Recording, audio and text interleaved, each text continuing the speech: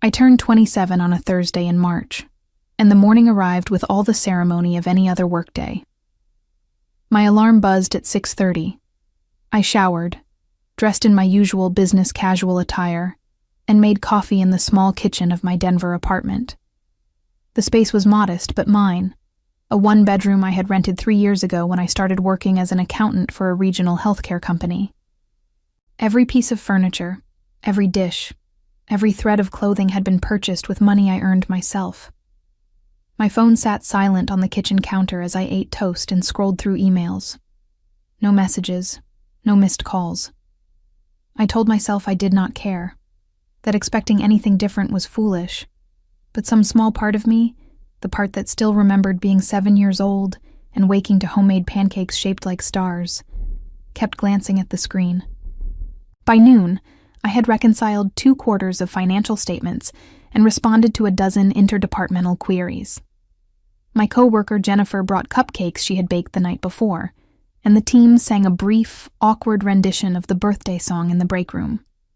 I smiled and thanked everyone, feeling genuinely grateful for their kindness. These people, who had known me only a few years, remembered. They cared enough to mark the occasion. My father called at 2:15 in the afternoon. I saw his name on the screen and felt that old, familiar tightening in my chest, half hope, half resignation. I stepped into an empty conference room before answering. "Hey, Dad." "Ariel, happy birthday, sweetheart." His voice boomed through the speaker, warm and jovial. "How does it feel to be another year older?" "Feels about the same as yesterday," I said, keeping my tone light. "How are you doing?" "Oh, you know me. Keeping busy. Your brother and I went fishing last weekend. Caught a 10-pound trout, biggest one I have seen in years." I listened as he described the trip in detail, the cold morning air, the way the line had gone taut, the fight to reel in the fish. He and my younger brother, Cameron, had always shared that bond. Fishing trips, baseball games, long drives to nowhere in particular. I had never been invited, not even when I was young enough to beg. "That sounds great," I said when he paused. "I am glad you two had fun." "We did, we really did." He sighed contentedly. "So, what are you doing to celebrate your big day?" "Nothing special, just dinner with a friend later." "That is nice. Well, I wanted to call and wish you well. 27, time flies." I waited. The silence stretched between us like a chasm. Then, because some part of me refused to let it go, I asked, "Did you forget me again?" He laughed. The sound was easy, dismissive, as though I had told a mildly amusing joke. "Forget you? Ariel, come on. You are too old for gifts. You are a grown woman with a good job and your own place. Love does not come in boxes, sweetheart. You know that." My hand tightened around the phone. I stared at the blank wall of the conference room, at the generic motivational poster someone had hung years ago. "Teamwork makes the dream work," it proclaimed in bold letters above a stock photo of rowing crew. "Right," I said quietly. "Of course. I mean it. You do not need me buying you things to prove I care. You are independent now. That is a good thing." "Sure, Dad. Thanks for calling." "Anytime, sweetheart. Love you." "Love you too." I ended the call and sat in the empty conference room for 5 full minutes, staring at my phone. Then I stood, smoothed my skirt, and returned to my desk. Jennifer caught my eye and mouthed, "You okay?" I nodded and smiled, and she seemed satisfied. That evening, I met my friend Tessa at a small Italian restaurant downtown. She had brought a card and a bottle of my favorite wine, and we spent 2 hours talking about everything except my family. Tessa knew the history. She had heard enough over the years to understand why I kept my distance, but she also knew when not to press. "You deserve better," she said, as we finished our meals. "You always have." I just smiled and walked away from the topic, the same way I had walked away from my father that afternoon. What else was there to do? The pattern had started long before I was old enough to name it.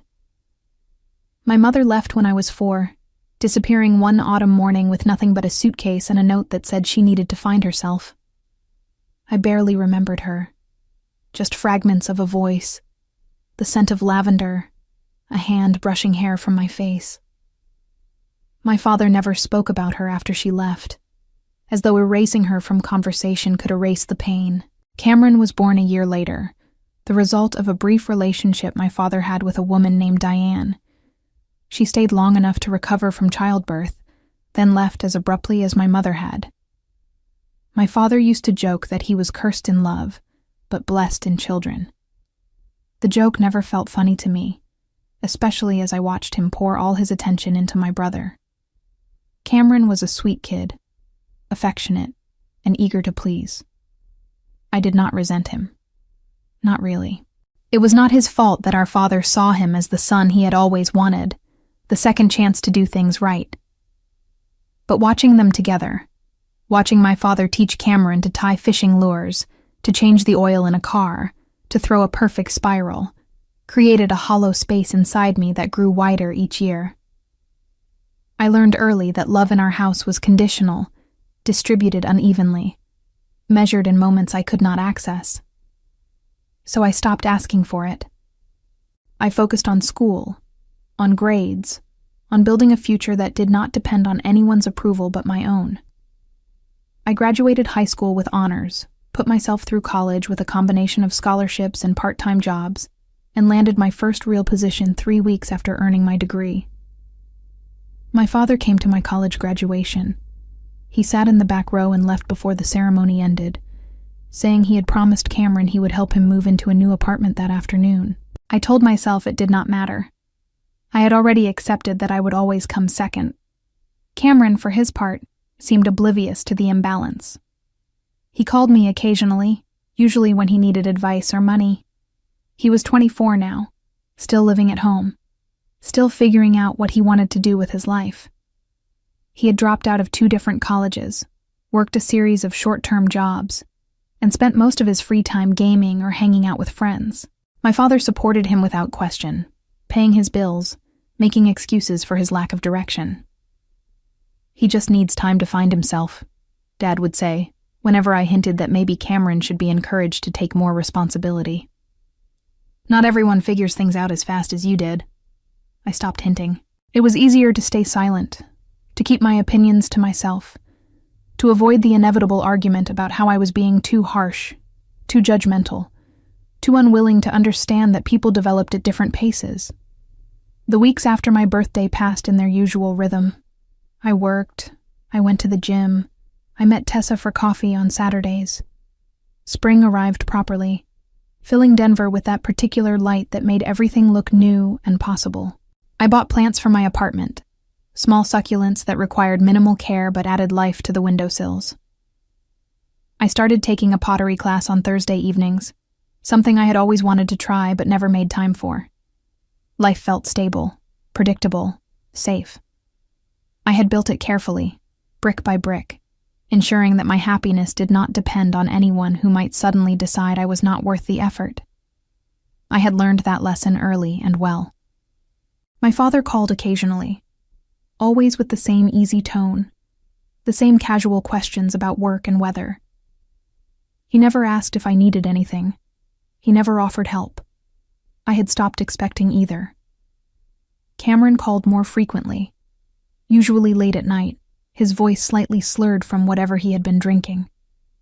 He would ramble about his latest idea, a business venture, a trip he wanted to take, a girl he had met. I would listen patiently, offer vague encouragement, and end the call feeling vaguely exhausted. "You should visit more," he said during one of these calls in early April. "Dad misses you."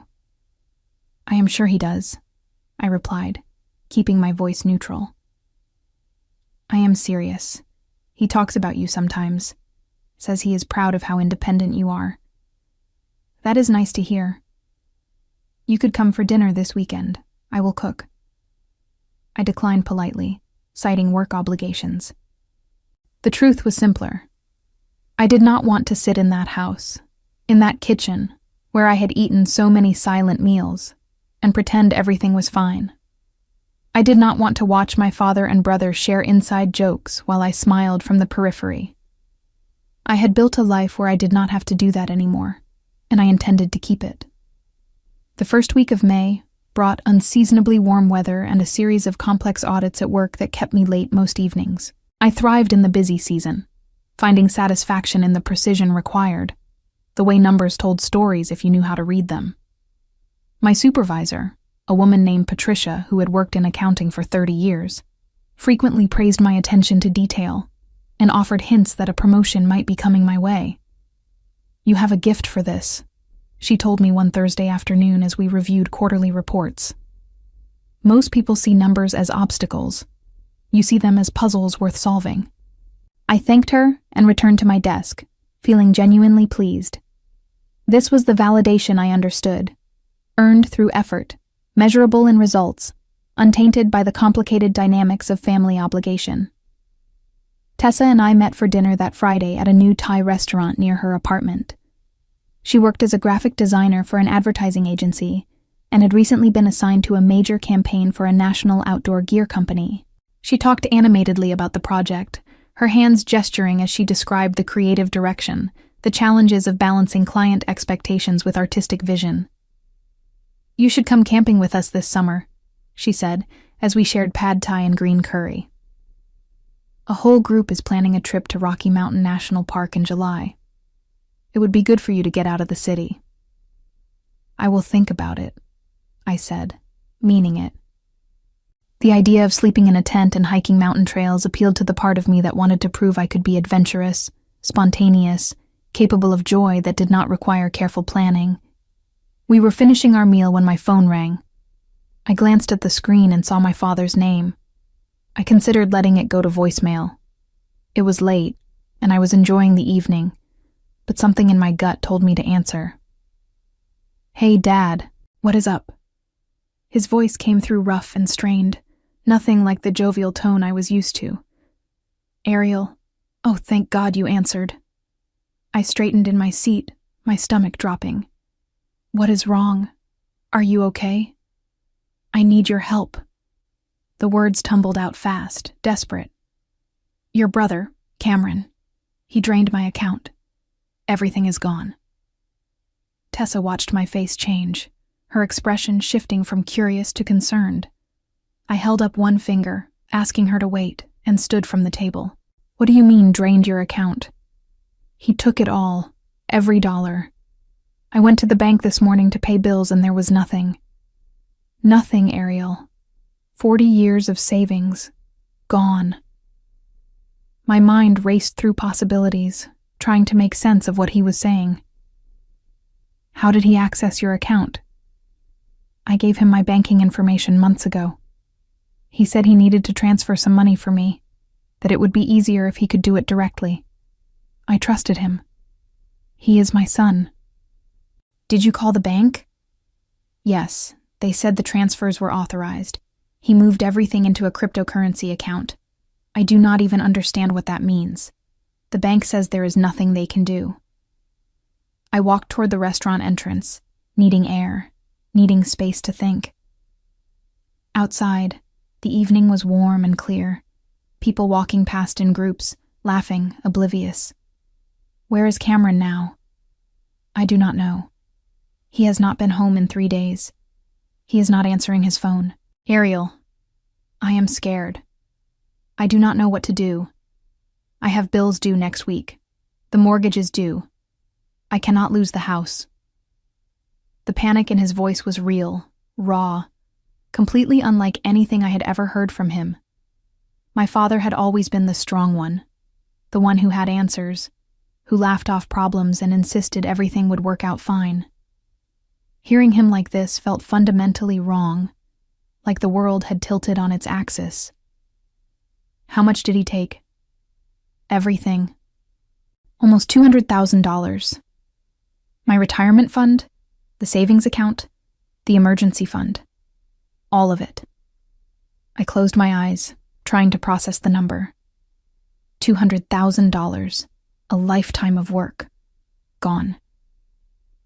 You need to file a police report, I said, forcing my voice to stay calm, practical. Right now, tonight. I cannot do that. He is my son. I cannot send him to jail. Dad, he stole $200,000 from you. That is a serious crime. There has to be another way. That is why I am calling you. You are smart with money. You understand these things. Can you help me figure this out? I stood on the sidewalk outside the Thai restaurant, phone pressed to my ear, and felt something cold and hard settle in my chest. My father, who had forgotten my birthday without apology, who had dismissed my request for acknowledgement with a laugh and a platitude about love not coming in boxes, was now asking for my help.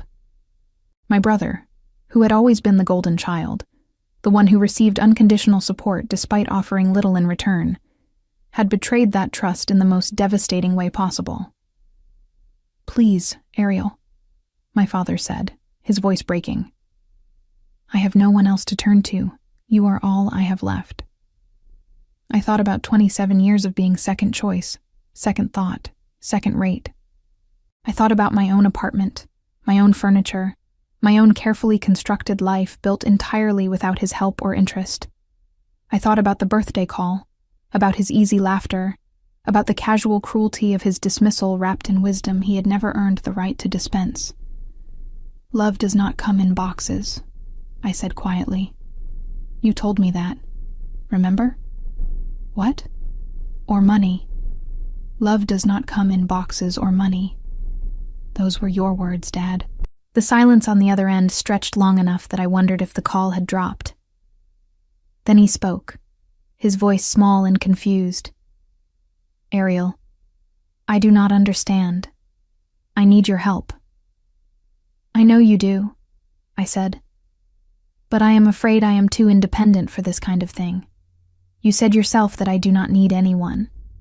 That is a good thing, right? Please do not do this. Not now. I ended the call and stood staring at my phone for a long moment. Then I turned and walked back into the restaurant, where Tessa was waiting with worried eyes and questions I was not yet ready to answer. I returned to the table and sat down, my hands trembling slightly as I picked up my water glass. Tessa leaned forward, her face etched with concern. What happened? You look like you have seen a ghost. I took a long drink of water, buying time to organize my thoughts into something coherent. My brother stole $200,000 from my father. Drained every account he had access to. Tessa's eyes widened. Holy shit. When did this happen? Apparently within the last few days. My father just discovered it this morning. I set the glass down carefully, focusing on the simple action to keep myself grounded. He called asking for my help. What did you say? I threw his own words back at him, the ones he used on my birthday when I asked if he had forgotten me again. Tessa reached across the table and squeezed my hand. I am not going to tell you how to feel about this. That is your decision. But I know you, Ariel. I know you will not be able to sleep tonight if you do not at least consider what helping him would look like. She was right, of course. Despite everything, despite the years of being overlooked and dismissed, I could not simply turn off the part of me that wanted to fix things, to solve problems, to make order from chaos. It was why I had become an accountant in the first place.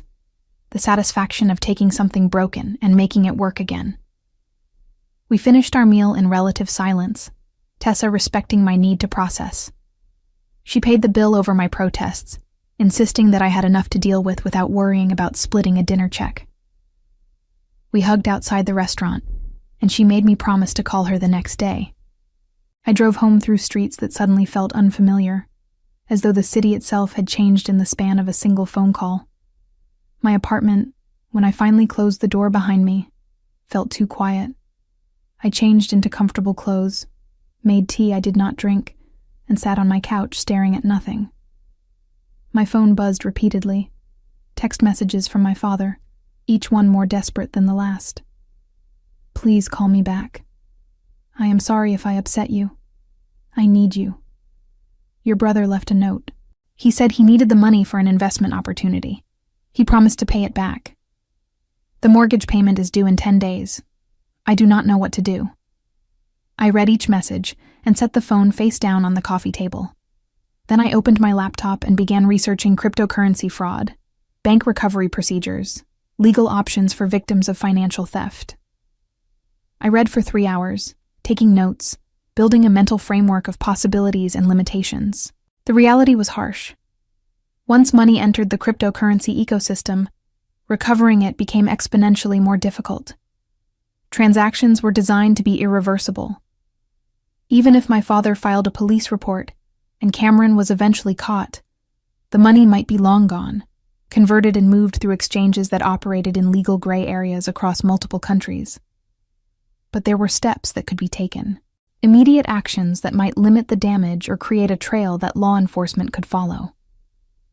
I made a list, prioritizing by urgency and feasibility.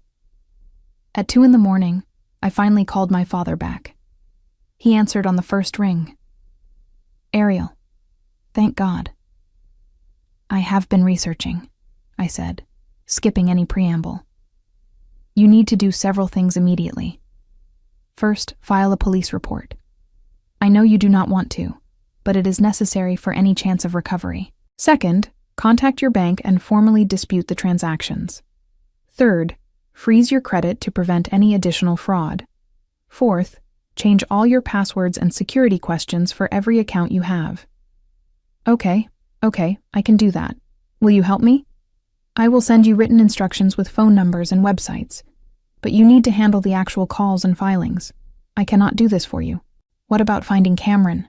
What about getting the money back? Dad, I am going to be honest with you. The chances of recovering that money are extremely slim. Cryptocurrency transactions are designed to be untraceable. Even if the police locate Cameron and arrest him, the money might already be gone. He made a sound that might have been a sob. Then what am I supposed to do? How am I supposed to pay my bills? I will lose everything. I closed my eyes, fighting against the wave of something that felt uncomfortably like pity. Do you have any income at all? Social Security? Pension? Social Security. About $1,800 a month. What are your monthly expenses? The mortgage is $2,200, then utilities, insurance, food. Maybe $3,500 total. I did the math quickly. You are short about $1,700 a month. That is not sustainable. I know that. That is why I am asking for your help. His voice hardened slightly, frustration bleeding through the desperation. You have a good job. You must have savings. I need a loan, Ariel. Just enough to cover the mortgage until I figure something out. There it was. The real reason for the call. The actual request beneath all the panic and pleading. He did not want advice or support or sympathy. He wanted money. My money. The money I had earned and saved without any help from him, carefully building a safety net he had never thought to provide for me. No, I said simply. What do you mean, no? I mean I am not giving you money. You are going to have to figure this out yourself. You are my daughter. Family helps family. Family works both ways, Dad. When did you last help me? When did you last even ask if I needed anything? That is different. You are independent. You have always been fine on your own. Because I had to be. Because you made it clear that I was not a priority. But Cameron got everything.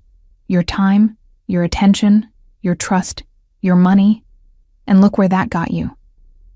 This is not the time for old arguments, he said, anger fully present now. I'm about to lose my house. I'm about to lose everything. And you are sitting there keeping score like a child. Keeping score? I am simply recognizing a pattern. You have spent my entire life telling me I do not need you. Well, guess what? You were right. I do not. And now you do not get to suddenly decide that family matters when you need something from me. So this is revenge? This is you punishing me? I paused, considering the question. Was this revenge? Or was it simply the natural consequence of years of choices he had made? Call it whatever you want. The answer is still no. You are going to let me become homeless because I hurt your feelings? I am going to let you experience what it feels like to handle problems alone, the way I have always had to. Good night, Dad. I ended the call before he could respond. My hands were shaking, adrenaline coursing through my system like electricity. I had never spoken to him like that, never voiced the resentment I had carried for so long. It felt simultaneously liberating and terrifying, like stepping off a cliff with no certainty of where I would land. Sleep did not come easily that night.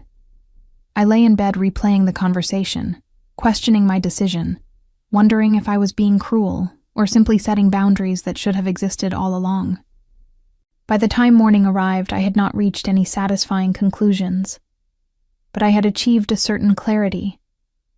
I was not going to sacrifice my financial security for someone who had never considered mine. Saturday morning brought rain and a headache that pulsed behind my eyes with metronomic persistence. I took ibuprofen, drank 2 glasses of water, and forced myself to eat toast I did not want. My phone showed 17 missed calls from my father, and 4 from numbers I did not recognize. I silenced the device and left it in my bedroom while I showered and dressed. Tessa arrived at 10 with coffee and bagels, letting herself in with the spare key I had given her months ago. She found me sitting at my kitchen table, staring at my laptop screen without really seeing it. "You look terrible," she said, setting the coffee in front of me. "Did you sleep at all?" "A few hours, maybe." I wrapped my hands around the cup, grateful for the warmth. I told him no. I told him I would not help financially. How did he take it? About as well as you would expect. He accused me of being vindictive and childish. Said I was punishing him. Tessa sat down across from me, her expression thoughtful. "Are you? Punishing him?" "I do not know. Maybe. Does it matter?" I took a sip of coffee, letting the bitterness ground me. He has spent my entire life making it clear that I am not a priority, that Cameron is the important one, the one worth investing in. Now Cameron has betrayed him in the worst possible way, and suddenly I am supposed to fix everything because we are family? It feels like I would be rewarding bad behavior on both their parts. "You do not owe him anything," Tessa said firmly. "But I know you. I know this is eating at you. So what do you actually want to happen here?" It was a good question, one I had been avoiding asking myself. What did I want? Revenge felt too simple, too childish. Justice seemed impossible. There was no way to retroactively fix 27 years of emotional neglect. Peace was closer to the truth, but even that felt incomplete. "I want him to understand," I said finally. "I want him to recognize what he did, what he failed to do, and how that shaped everything. I want acknowledgement." "Do you think you will get it?" "Probably not. People like him do not suddenly develop self-awareness in their 60s. My phone buzzed from the bedroom, the sound muffled but still audible. Tessa glanced toward the doorway, then back at me. "Are you going to answer eventually?" "Eventually, but not today. Today I need to decide what I am actually willing to do, if anything." We spent the rest of the morning talking through possibilities. Tessa played devil's advocate, asking difficult questions that forced me to examine my motivations and boundaries. By noon, I had a clearer picture of my position. I would not provide money, but I would provide information. I would help my father navigate the practical aspects of his situation, filing reports, understanding his options, creating a budget, but I would not sacrifice my own financial security to compensate for Cameron's theft or my father's poor judgment. That afternoon, I sent my father a detailed email outlining the steps he needed to take. I included links to free legal aid resources, contact information for credit counseling services, and a basic template for creating a post-crisis budget. The email was professional, thorough, and emotionally neutral. I ended it with a single paragraph that summarized my position. I am willing to provide guidance and information, but I will not provide financial support. This boundary is not negotiable. If you choose to contact me again, it must be with the understanding that I am offering advice only. I hope you can respect this limit. I hit send before I could second-guess myself, then closed my laptop and tried to reclaim what remained of my weekend. Sunday passed quietly. I went to the gym, did laundry, meal prepped for the coming week. Normal tasks that helped create the illusion of normalcy. My father did not call, did not text, did not respond to my email. I told myself I was relieved. Monday morning brought a return to work routines that felt almost startling in their ordinariness. I arrived at the office at 8, made small talk with colleagues, reviewed spreadsheets that required my complete attention. Patricia stopped by my desk mid-morning with news that the promotion we had discussed was being finalized. I would be moving up to senior accountant with a 15% salary increase, effective at the start of the next quarter. "You have earned this," Patricia said, smiling warmly. "Your work has been consistently excellent. The partners specifically mentioned you during the review meeting." I thanked her, feeling genuine pride mixed with something more complicated. The promotion represented everything I had worked toward, tangible proof that I had built something valuable through my own effort. But it also highlighted the contrast with my family situation. Professional success that would remain invisible to my father, unacknowledged and unappreciated. That evening, as I was leaving the office, my phone rang. Not my father this time, but a number with a local area code I did not recognize. I answered cautiously. "Is this Ariel?" The voice was male, young, uncertain. "Yes. Who is this?" "It is Tyler, Cameron's friend. We met a couple times at your dad's place." I vaguely remembered a lanky kid with bad posture who had been present at a family dinner I had attended the previous Christmas. "Okay. What do you need, Tyler?" "I need to talk to you about Cameron, about what he did.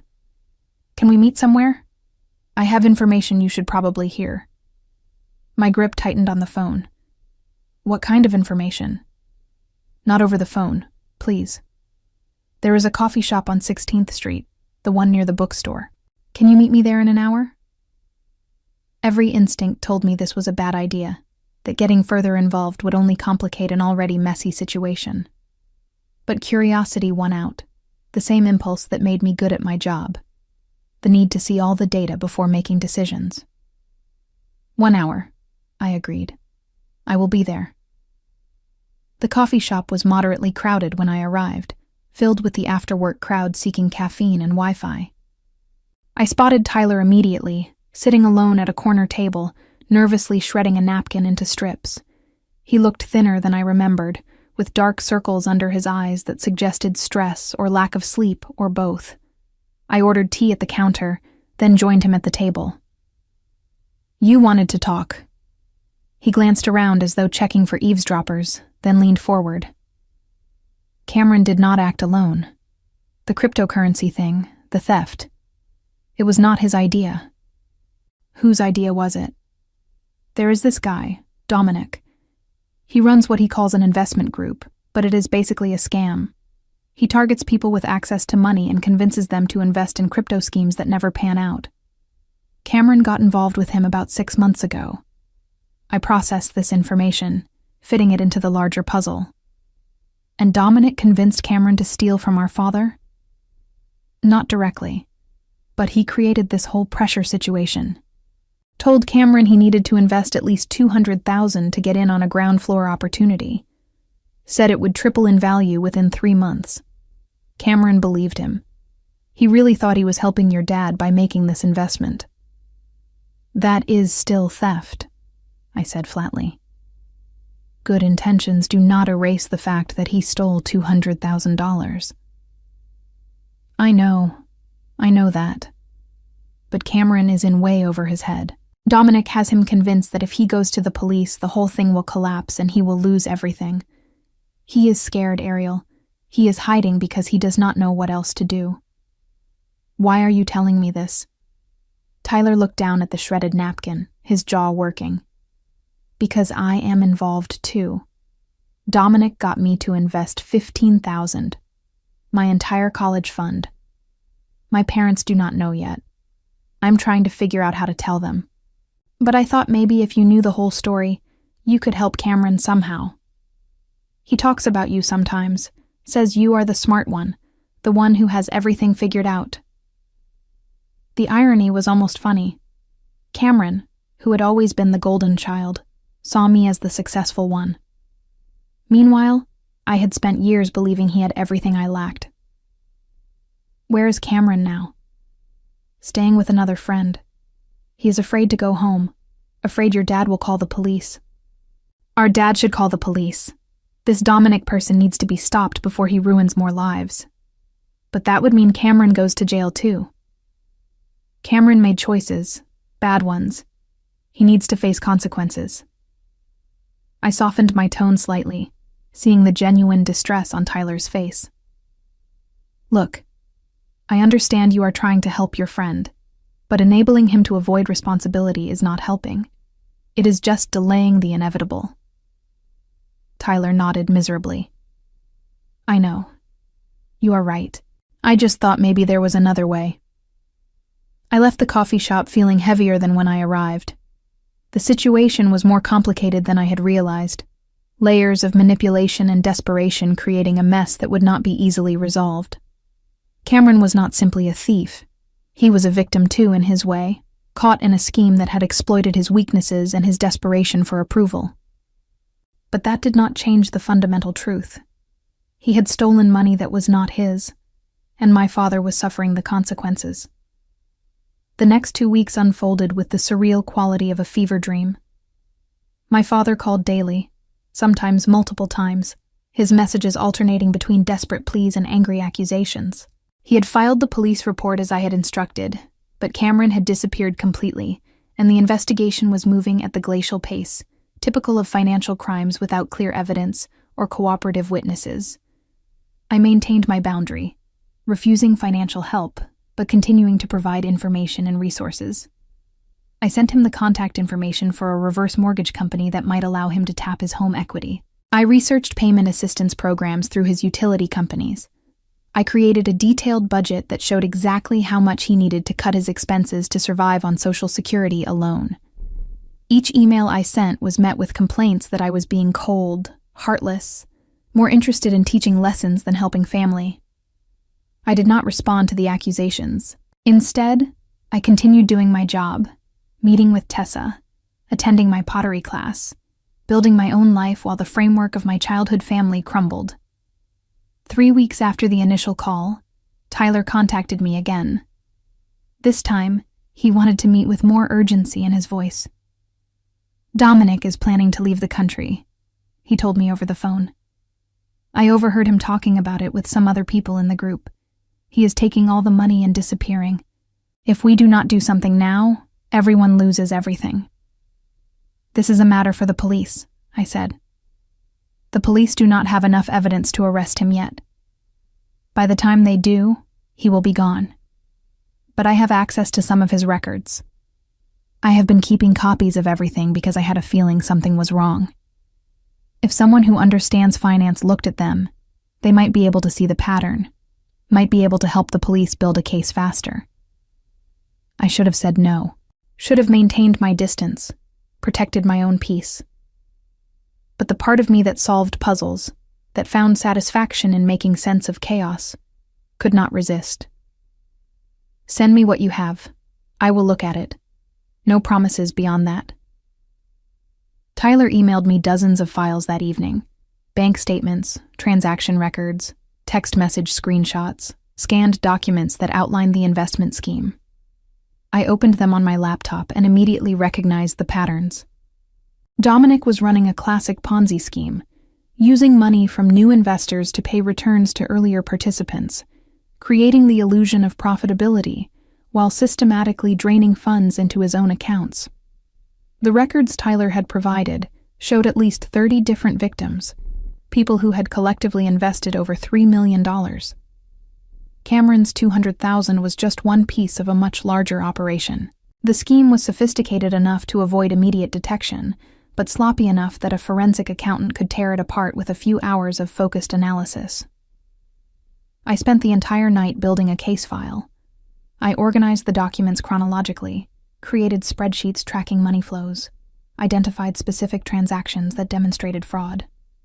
By dawn, I had a comprehensive report that laid out the entire operation in language even a financial novice could understand. Then I did something I had not done in weeks. I called my father. He answered warily. "Ariel, I have information about Cameron's situation, about the person who convinced him to steal from you. Can you come to my apartment this morning? I need to show you something." "Why? Are you finally going to help?" "Just come, please." He arrived 2 hours later, looking older than I remembered. The stress had carved new lines into his face, added a stoop to his shoulders that spoke of sleepless nights and constant worry. I felt a pang of something uncomfortably close to sympathy, but I pushed it aside. This was not about emotion. This was about information. I showed him everything I had compiled, explained how the scheme worked, how Cameron had been targeted, how at least 24 other people had been similarly victimized. His face went through several transformations as I walked him through the evidence. Shock, anger, confusion, and finally something that might have been understanding. "Cameron thought he was investing," he said quietly when I finished. "He thought he was making money for me. He thought wrong, but he was manipulated by someone who does this professionally. That does not excuse what he did, but it provides context. What do I do with this information? You take it to the detective handling your case. This evidence should be enough to fast-track the investigation. If they move quickly, they might be able to freeze Dominic's accounts before he leaves the country. That might mean recovering at least some of the stolen money." My father stared at the papers spread across my coffee table, his hands trembling slightly. "Why are you helping now, after everything you said?" "Because this is bigger than you and Cameron and old resentments. 30 people have been victimized. If I can help stop it, then I should. But make no mistake, Dad. This does not change anything between us. I am still not giving you money. I am still not going to pretend that everything is fine. This is me doing the right thing, not me forgiving you." He nodded slowly. "I understand. Thank you. For this, at least." After he left, I sat in my apartment feeling strange. Not satisfied exactly, but purposeful. I had used my skills to expose something genuinely harmful, to potentially help people I would never meet. It felt different from the petty satisfaction of refusing to help, cleaner somehow. The police moved faster than I expected. Within 3 days, they had arrested Dominic at the airport, caught him attempting to board a flight to Costa Rica with 2 suitcases of cash. The arrest made local news, and my phone lit up with messages from Tyler, from my father, even from strangers who had been victims, and somehow gotten my contact information. Cameron turned himself in a week later. The police offered him a deal in exchange for his cooperation: probation instead of jail time, restitution payments spread over several years. My father mortgaged his house to pay for Cameron's legal fees, a choice I understood even if I did not agree with it. The recovered money amounted to about 40% of what had been stolen. My father received approximately $80,000, enough to stabilize his immediate situation, but nowhere near what he had lost. He called to tell me, his voice carrying notes of relief and residual stress. "It is not everything, but it is something. I can breathe again. I can keep the house." "That is good, Dad. I am glad. I have been thinking about what you said. About Cameron getting all the attention, all the support. You were right. I was not fair to you. I waited, not trusting myself to speak. I do not know how to fix it. I do not know if I can. But I want you to know that I see it now. I see what I did wrong." "Okay," I said carefully. "What are you going to do with that recognition?" "I do not know yet. Maybe nothing. Maybe it is too late. but I thought you should hear me say it. You deserved better. You deserved better from me." It was not an apology, not exactly, but it was closer than I had ever gotten before. Acknowledgement without excuses, recognition without requests. It did not heal the wounds of 27 years, but it was something. "Thank you for saying that," I told him. "It matters." We talked for a few more minutes, awkward and uncertain, testing the boundaries of what our relationship might become. When the call ended, I sat holding my phone and realized something had shifted. Not forgiveness, not reconciliation, but perhaps the possibility of both, somewhere down the line. For now, that was enough. Summer arrived in Denver with the kind of heat that made the air shimmer above asphalt and drove everyone indoors during the peak afternoon hours. I had settled into a new rhythm at work, the promotion bringing additional responsibilities that kept me engaged and challenged. Patricia assigned me to lead a team conducting a major audit for a manufacturing company, and I threw myself into the project with the intensity that had always served me well. My father and I spoke occasionally, brief phone calls that maintained a cordial distance. He updated me on Cameron's community service hours and restitution payments. He mentioned selling some furniture and downsizing his lifestyle to accommodate his reduced financial circumstances. I listened without offering advice unless directly asked, maintaining the boundary I had established. Cameron reached out in mid-June with a text message that simply said, "Can we talk?" I waited 2 days before responding. "What about?"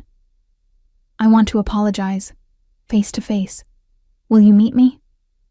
Part of me wanted to refuse, to maintain the safe distance I had carefully constructed. But curiosity won out again, that persistent need to see patterns through to their conclusions.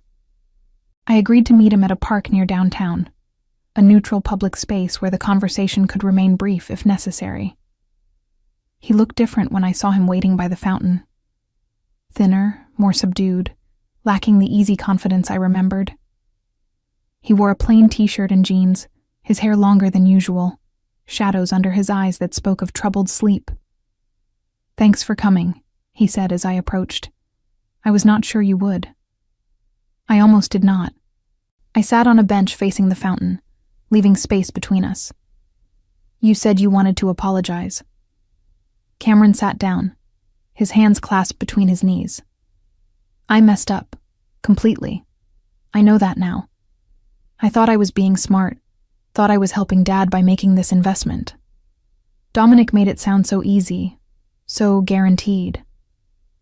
I did not realize what I was doing until it was too late." "You stole $200,000, I said flatly. "You knew that much, at least." I know.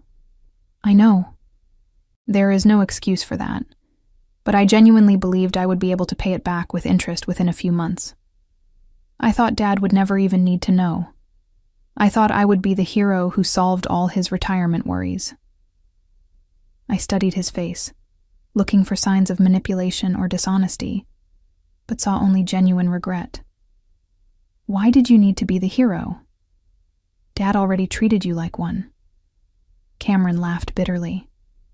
"Did he?" Because from where I was sitting, I was the disappointment. The son who could not finish college, who could not hold a job, who still lived at home at 24. You were the successful one. You had your life together. I was just the screw-up trying to prove I could do something right. The perspective shift was disorienting. I had spent so many years believing Cameron had everything, our father's attention, his approval, his unconditional support. Hearing that Cameron had felt inadequate, had been trying to earn validation through increasingly desperate means, complicated the narrative I had constructed. "That does not justify what you did," I said. "I know. I am not trying to justify it. I am trying to explain it. And I am trying to say I am sorry. To you, specifically. Tyler told me what you did, how you helped build the case against Dominic. You did not have to do that, especially after Dad called you on your birthday and said those things. How do you know about that?" "He told me. Later, when he was yelling at me about everything." He mentioned that you had asked if he forgot you again, and he had laughed and said that thing about love not coming in boxes. He said it like it was a reasonable response, like you were being silly for caring. I realized then that he has always done that, dismissed you while propping me up. I just never saw it before. I watched water arc from the fountain, catching sunlight and throwing brief rainbows into the air. What do you want from me, Cameron? Absolution? Permission to feel better about what you did? No, I want you to know that I see it now. The imbalance. The way you were treated. And I want you to know that I am going to talk to Dad about it. Not to excuse myself, but because it is not fair, and it never was. Will that change anything? Probably not, but maybe it is a start. He stood up, seeming to recognize that the conversation had reached its natural end. Anyway, that is what I wanted to say. You did not owe me anything, and you helped anyway. That means something. After he left, I sat by the fountain for another 20 minutes processing the conversation. Revenge, I realized, was more complicated than I had imagined. I had wanted my father to suffer consequences for his years of neglect, and he had, losing his savings, nearly losing his home, facing the betrayal of the son he had favored. But watching it happen had not brought the satisfaction I expected. Instead, it had revealed the intricate web of pain and misunderstanding that connected all of us, each person acting from their own wounds and limitations. That evening, Tessa came over with wine and Thai takeout. We sat on my small balcony watching the sunset over the city, painting the sky in shades of orange and pink. You seem different, she observed. Lighter, maybe? Or at least less angry. I think I am tired of being angry, I admitted. It takes so much energy to maintain that level of resentment. And for what? They are who they are. I cannot change the past. Does this mean you are forgiving them? I do not know if forgiveness is the right word. Maybe acceptance is closer. Accepting that they are flawed people who made mistakes, and that I can move forward without needing them to be different. That is very mature of you, Tessa said with a slight smile. Almost annoyingly mature. I laughed. Trust me, I am not that evolved. I still have moments where I want to throw my father's words back in his face, but I am working on it. What about your dad? Has he changed at all? A little. He acknowledged that he treated me unfairly. He has not done much with that acknowledgement yet, but it is more than I had before. We finished the wine as darkness settled over Denver, the city lights beginning to glow like scattered stars. I felt something shift inside me, a loosening of the tight knot I had carried for so long. Not resolution, exactly, but movement toward it. July brought the camping trip Tessa had mentioned months earlier. 6 of us drove up to Rocky Mountain National Park on a Friday afternoon, our cars packed with tents and sleeping bags and enough food to sustain a small army. I had been nervous about the trip, worried I would feel out of place among Tessa's adventurous friends, but the group welcomed me easily. We hiked to a backcountry site the first evening, setting up camp near a small lake that reflected the surrounding peaks like a mirror. Someone built a fire while others prepared dinner. I found myself relaxing in a way I had not managed in months, the mountain air and physical exertion clearing my mind of the complicated emotions that had dominated my spring. Around the fire that night, people told stories and passed a flask of whiskey. Tessa's boyfriend, James, worked as a wilderness guide and entertained us with tales of tourists who thought bears would respond to polite requests to leave campsites alone. A woman named Keiko, who taught high school biology, talked about her students' misconceptions regarding basic survival skills. The conversation flowed easily, punctuated by laughter and the crackling of burning wood. "What about you, Ariel?" James asked at one point. "What is your best revenge story?" The question caught me off guard. "What makes you think I have one?" "Everyone has one. Some wrong that needed righting, some person who deserved what they got. Come on, share." I considered deflecting, but something about the setting, the darkness beyond the firelight, the sense of temporary community among relative strangers, made me want to tell the truth. My father dismissed me for most of my life, I said slowly. Treated me like I was less important than my brother, like I did not need attention or support because I was more independent. Then my brother stole $200,000 from him, and my father called me crying and asking for help. "What did you do?" Keiko asked. I told him no. I threw his own words back at him, the ones he had used on my birthday when I asked if he had forgotten me. I watched him panic and struggle and nearly lose everything. Part of me wanted him to lose it all, wanted him to understand what it felt like to be abandoned when you needed someone. "But you did not let that happen," Tessa said quietly. "No. I helped build a case against the person who had manipulated my brother into the theft. Not to save my father exactly, but because it was the right thing to do. And in the process, he got back some of what he lost. Not all of it, but enough." "So did you get your revenge?" James asked. I thought about the question, watching sparks from the fire drift upward into the darkness. I do not know. I got acknowledgement. I got an admission that I was treated unfairly. But the revenge itself, the satisfaction of watching him suffer, that felt emptier than I expected. I think real revenge might just be building a good life without needing their validation. That is what actually hurt him. Not my refusal to help, but the realization that I genuinely did not need him anymore. The conversation moved on to other topics, but I continued thinking about my own words. Building a good life without needing validation from people who had withheld it. That had been my true revenge all along, whether I had recognized it or not. We spent 3 days in the mountains, hiking and swimming in freezing lakes, and sleeping under skies so clear, the Milky Way stretched from horizon to horizon. I returned to Denver on Monday, feeling renewed, ready to face whatever came next, with fresh perspective. What came next was an unexpected phone call from my father's neighbor, a woman named Joyce, whom I had met a few times over the years. "Your father fell," she told me without preamble. "He is in the hospital, broke his hip. The doctors say he will need surgery and then extensive rehabilitation." My stomach dropped. "When did this happen?" "This morning. He was trying to fix something on his roof. He did not want to pay someone to do it, said he could handle it himself. Stubborn man." "Which hospital?" She gave me the information, and I promised to head there immediately. As I drove across the city, I felt the familiar tangle of emotions.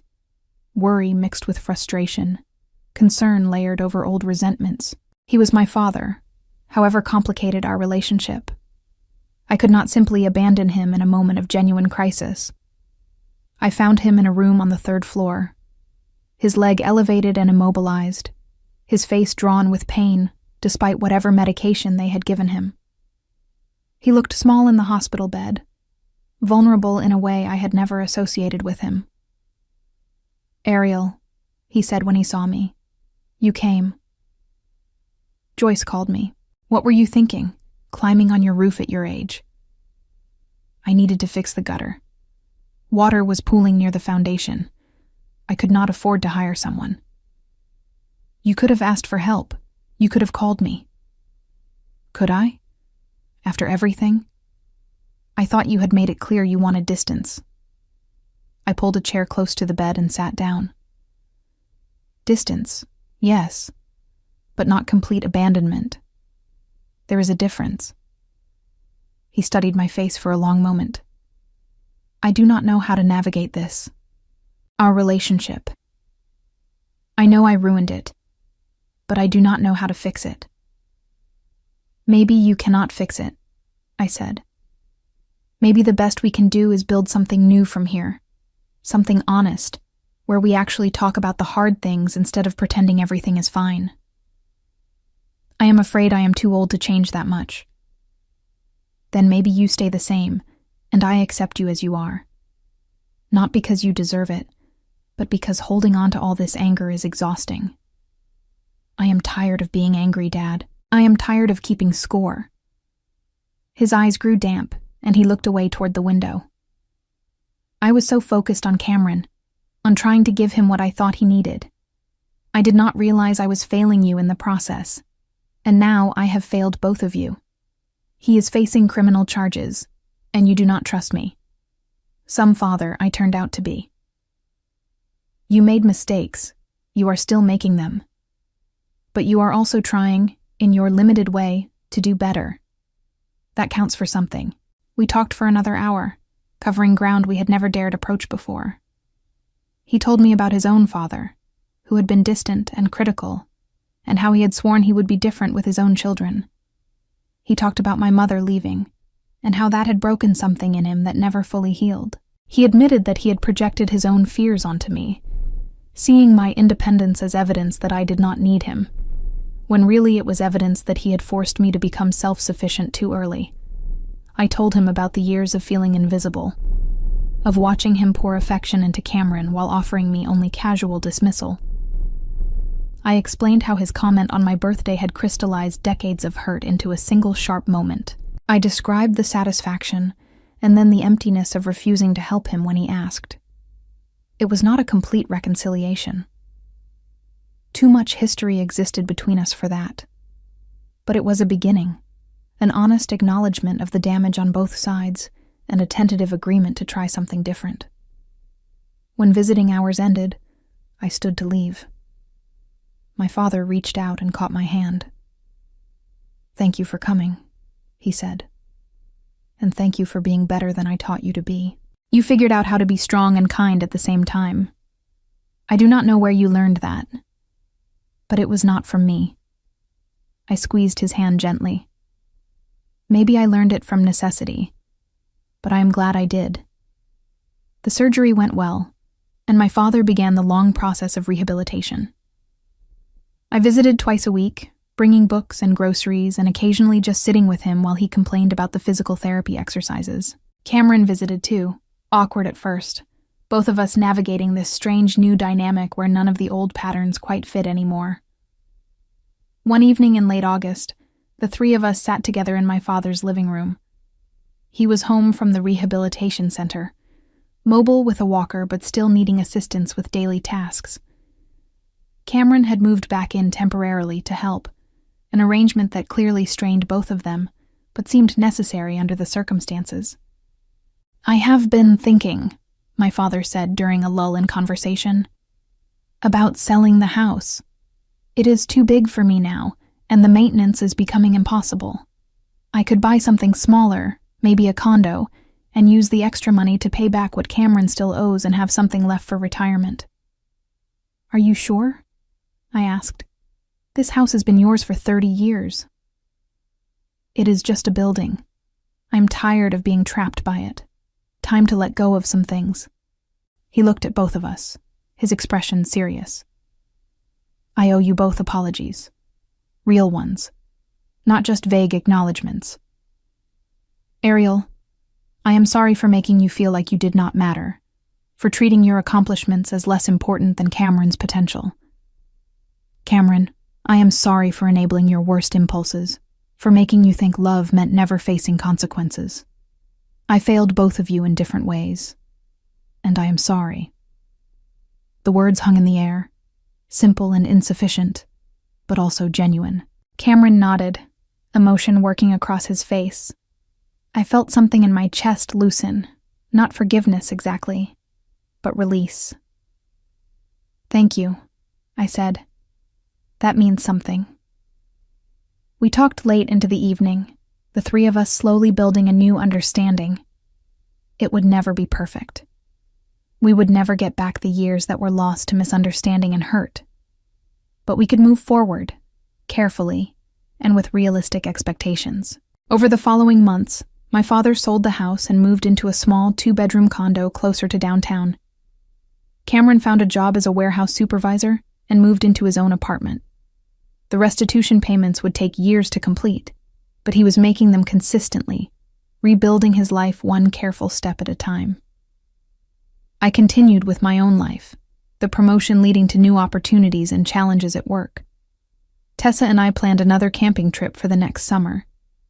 I started dating someone I met at my pottery class, a quiet engineer named Marcus, who made me laugh and never asked me to be anything other than exactly who I was. My father and I settled into a routine of Sunday dinners, alternating between his place and mine. The meals were sometimes awkward, but they were honest. We did not pretend the past had not happened, but we did not let it dominate our present either. One Sunday in November, as we finished dinner at my apartment, my father set down his fork and looked at me seriously. "I never asked you this directly, but I should. Did you enjoy watching me struggle? When I first called you about Cameron draining the accounts, when I begged for help and you refused, did that feel good?" I considered the question carefully. In the moment, yes. It felt like justice. Like finally you were experiencing what I had felt all those years, being dismissed, being told your needs did not matter. But the satisfaction was short-lived. Watching you suffer did not heal anything. It just made me realize how much energy I had wasted being angry. Do you regret helping eventually? Building the case against Dominic? No. That was the right thing to do. Independent of our relationship. Those people deserve to have someone fight for them, even if that someone was me doing it from a distance. He nodded slowly. I am grateful you did. And I am grateful you are willing to try this. Building something new with me, even after everything. I am willing because I want to be, not because I owe it to you. That distinction matters. I understand, and I will try to earn it, to deserve another chance. That is all I can ask. Cameron eventually faced the full consequences of his actions. Beyond the restitution payments, he lost his banking privileges for several years and had to report his conviction on any job applications. Several positions he applied for rejected him once they learned about his criminal record. He struggled with depression and sought counseling, slowly working through the layers of shame and regret that haunted him. My father, witnessing his younger son's genuine suffering, finally understood that real love sometimes meant allowing people to face the natural results of their choices, rather than shielding them from discomfort. The lesson came late, but it came. Dominic received a 15-year sentence for fraud and faced multiple civil lawsuits from his victims. The investigation uncovered additional schemes he had run over the previous decade, defrauding investors across 3 states of nearly $8 million. Several victims never recovered their losses, their retirement dreams permanently shattered by his greed. Tyler testified against him, providing the documentation that helped secure the conviction. The experience aged Tyler visibly, stripping away his youthful naivety and replacing it with hard-won wisdom about trust and consequences. As for me, I learned that revenge was not as satisfying as I had imagined. The real victory was not in watching others suffer, but in refusing to let their mistakes and limitations define my own worth. I had built a life that stood independent of my father's approval, and that life was enough. More than enough. It was mine, created through my own choices and sustained by my own efforts. Sometimes late at night, I think about that phone call on my birthday, about my father's dismissive laughter when I asked if he had forgotten me. The hurt still exists, a small scar that will probably never fully disappear. But it no longer controls me. I have learned to carry it without letting it weigh me down, to acknowledge the pain without letting it poison my present. My father is trying, in his imperfect way, to be better. Cameron is rebuilding his life with genuine humility, and I am moving forward, no longer waiting for anyone to validate my existence or acknowledge my worth. I know it now, deeply and certainly, in a way that no gift or gesture could have taught me. Love does not come in boxes, but it also does not come through neglect and dismissal. Real love requires effort, attention, and the courage to admit when you have failed.